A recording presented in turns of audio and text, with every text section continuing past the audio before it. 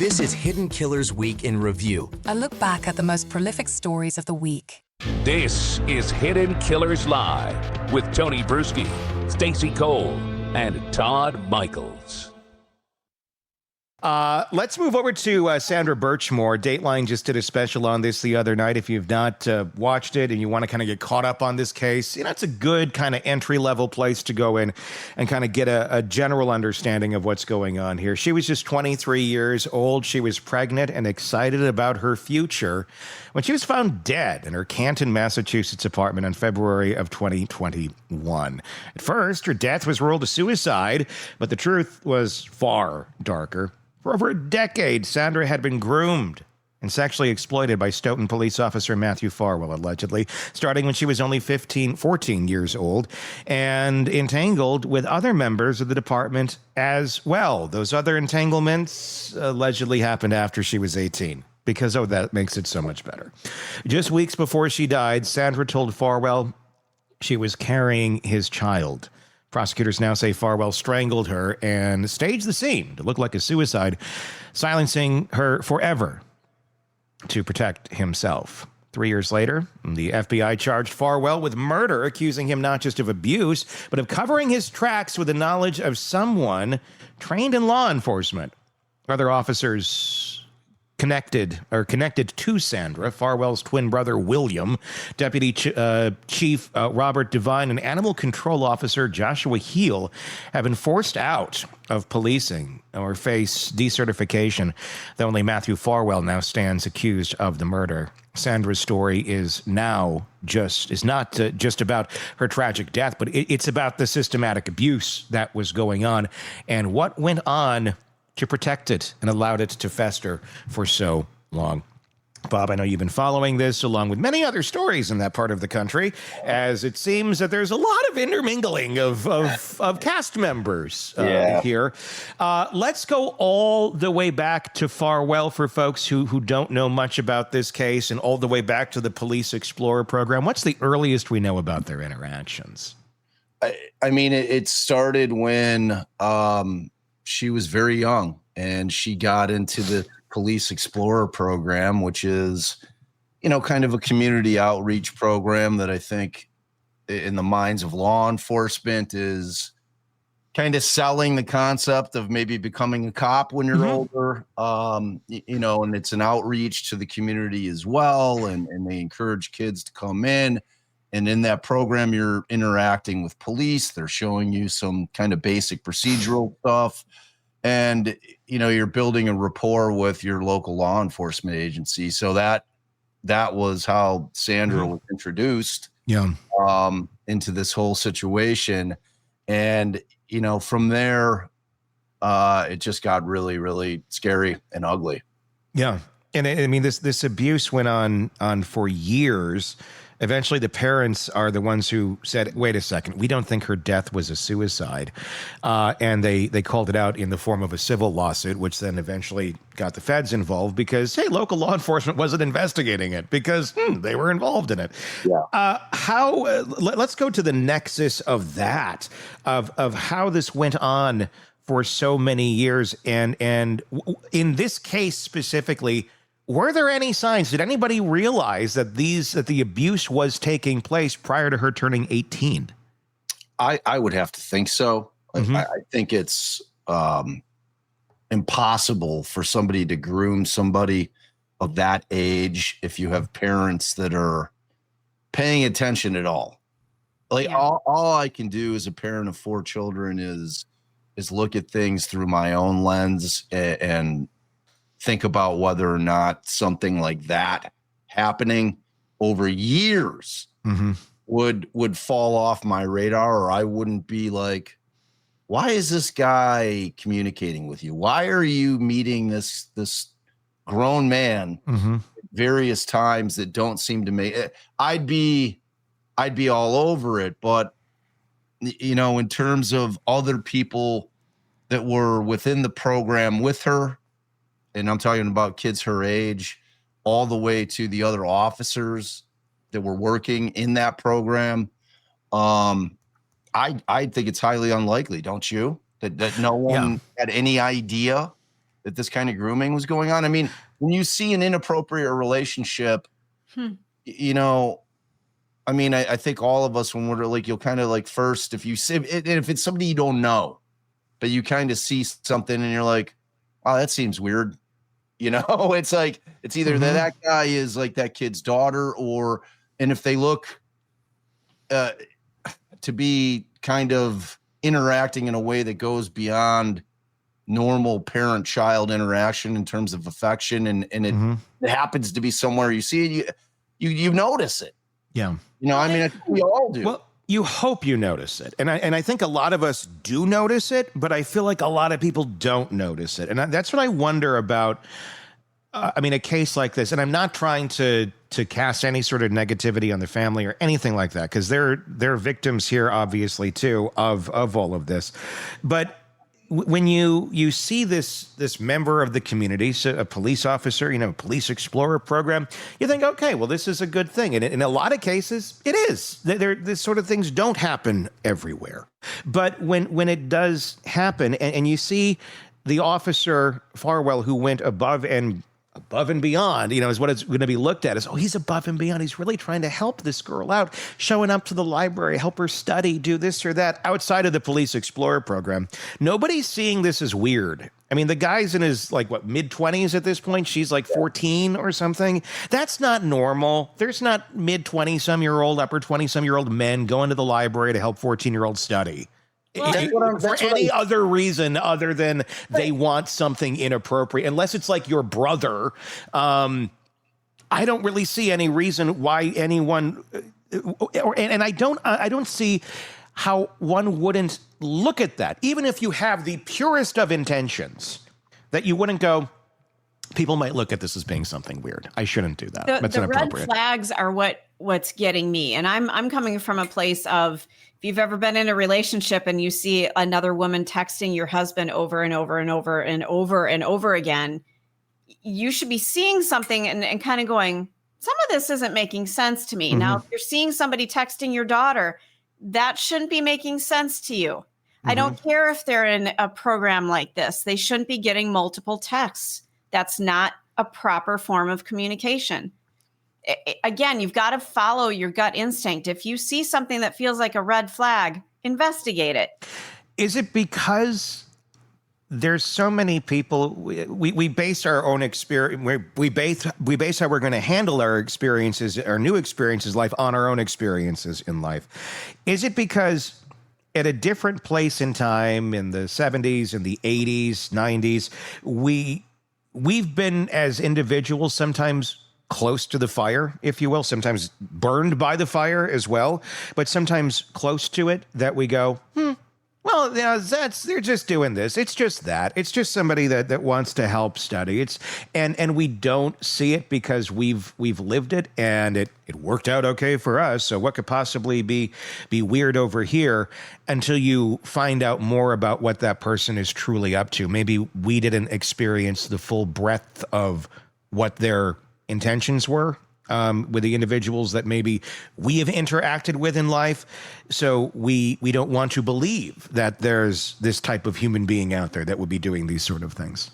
Yeah, I mean, I think that's certainly true. It's exactly what I was saying about, you know, the fact that I'm a father, that's my lens, but we also have our life experience lens, right? Everything that we view through the lens of what our experience has been throughout life. So yeah, I think that, and we're, you know, especially folks our age, we're coming out of a much different time. You know, when we were kids, child abuse wasn't really talked about like it is now. No. You know, I mean, it just wasn't. And it was, and I'm talking not only physical, but like SA as well. You know, none of it was really discussed. So yeah, I think that's kind of, but that's a little bit of the same argument is, you know, spare the rod, spoil the child type thing. We're like, you know, back in my days, you know, my dad would put me over the knee, you know, and it's like, we don't do that anymore. Yeah. So it's like, I mean, we've evolved in terms of being human beings and understanding that our children are nothing more than small adults. They're little people, you know, and they have feelings and they have opinions, and all of that matters, you know. So I think we've evolved in the sense that we understand, we have a different understanding of children and how our duty to protect them is heightened because of exactly what we're looking at here with Birchmore, which is this grooming. And, grooming is a word that a lot of people throw around that I get the sense that people really don't understand breadth of it, just how deep it runs and what it is. It's like, it's one of those words that kind of appeared 7 to 8 years ago, and has really kind of been used ad nauseum now, to where I don't think that people are getting the full sense of what it is, just how incredibly evil it is, because the things that you see with any kind of grooming relationship is that it's always an authority figure, somebody that's in a position to where they can exert authority over another person, whether it's a child, whether it's somebody that's disabled in some way, whether it's a teacher to a student, even in college, whether it's somebody, I mean, frankly, if you're an employer employing somebody, you can groom them as well as your employees. Yeah. Talking about adults. I mean, it's always that position of power where you have the ability to be able to kind of control something that other person does, but that's not what it is. It's not a threat thing. Yeah. It's this thing where the groomer builds trust and this relationship with the victim. Yeah. And usually it's easier for these people, but when it's a child, because children want to trust adults. They're taught to trust adults. They're taught to trust their parents, and their parents are the ones that are raising them. And so I think innately almost they have this trust that they feel for adults. And when you have wicked people out there exploiting that for their own gain, and when I'm saying gains, I'm talking about in the worst way possible. That's how these situations with this grooming occurs. I mean, we talked about it last week with that Aaron Spencer case, man. It was the same thing. I mean, that guy was 67 years old. Yeah. I mean, that's like an old man, that's grooming a 13-year-old kid. And if you sit, you're sitting on your couch listening to this, you're like, well, I don't even understand how that happens. Well, exactly. Yeah, but it happens everywhere, and it happens all the time. And it's not just, it can be anything. It's not just, male on female or female on male. It can be anything at all for whatever that sick person's goals are. And groomers, they're out there, they're grooming away at everything they can do. And I'll share a story here in a minute of an experience I had where it never went to any place far by any means. But when I look back on it, I go, that person was attempting that. Yeah. That person was attempting that with me.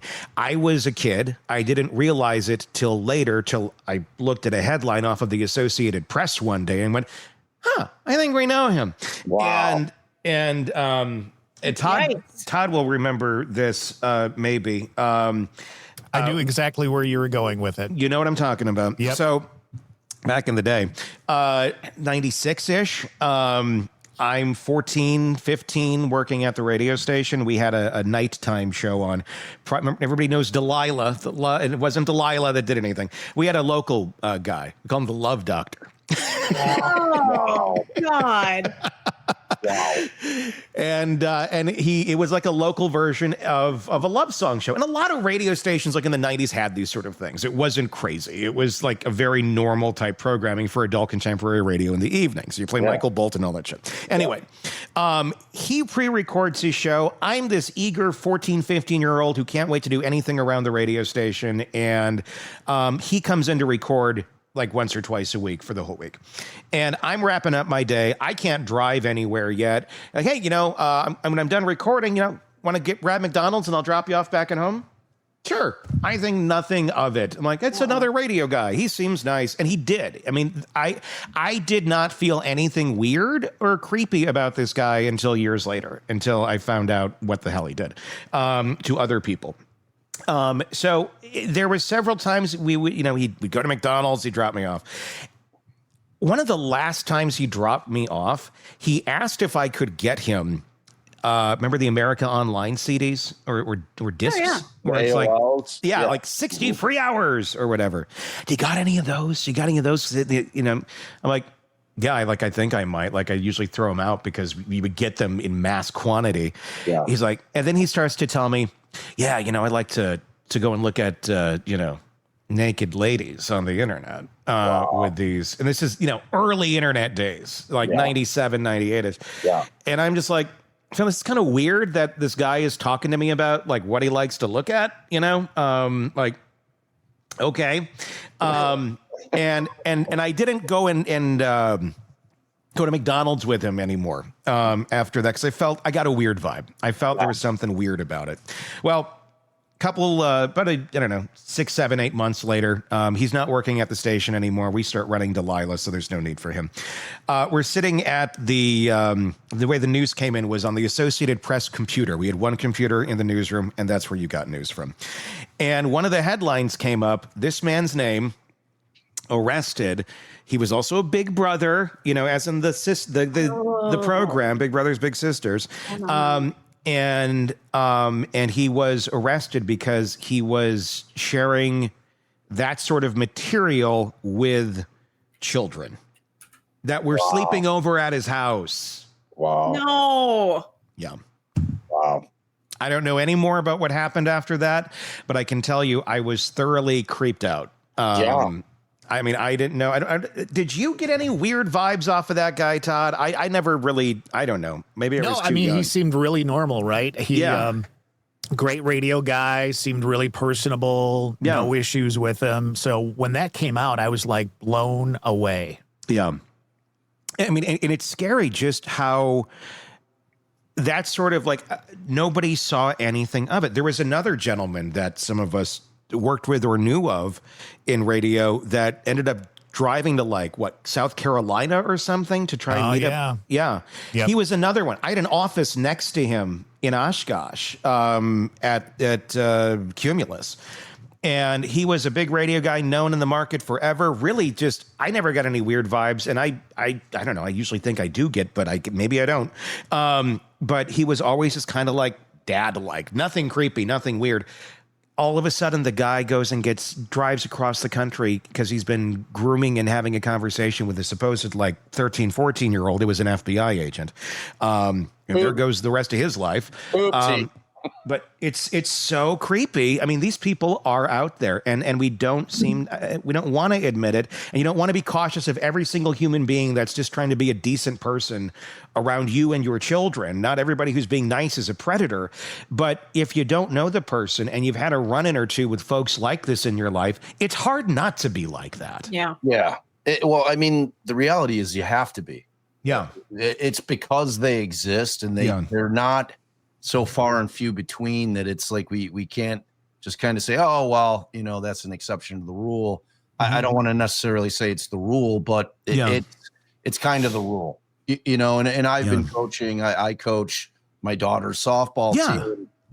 And, you know, like even me as a parent, you know, I'm hyper conscious about not doing anything that the parents would construe as being over. Like I've been coaching kids in sports for a long time, and I'm an affectionate guy, and I like to hug kids around their shoulder, you know, but it's like you can't really, and it's a shame because those of us that are good people, it's important to show kids support and affection like that. You know, that kind of killed it for all of us that aren't creeps. You have to be hyper aware of the optics. You really do, like in every sense, especially if it's male coach to female player. Correct. You know? And I would say this, and what I find interesting about that observation, like responsible, non-creepy adults are going to be hyper aware of the optics. Yeah. It's the ones that have zero awareness of the optics and seem to be pushing that line. And you're like, I'm sorry, that seemed like a really weird hug with that 16-year-old over there. Yeah. That seemed a little too long. They're the ones who have I mean, it's like that is a red flag. If you're not aware of the optics and you're just going to go, well, fuck it, this is how it was back in, well, it's not back in your day. Right. We're in a very different place in time. So you better be aware of these optics or you're going to be looked at that. I mean, it kind of comes with the territory of life of, well, it's not 1988 anymore. Exactly. Want more on this case and others? Then press subscribe now and don't miss a moment of true crime coverage from Tony Brueski and the Hidden Killers podcast.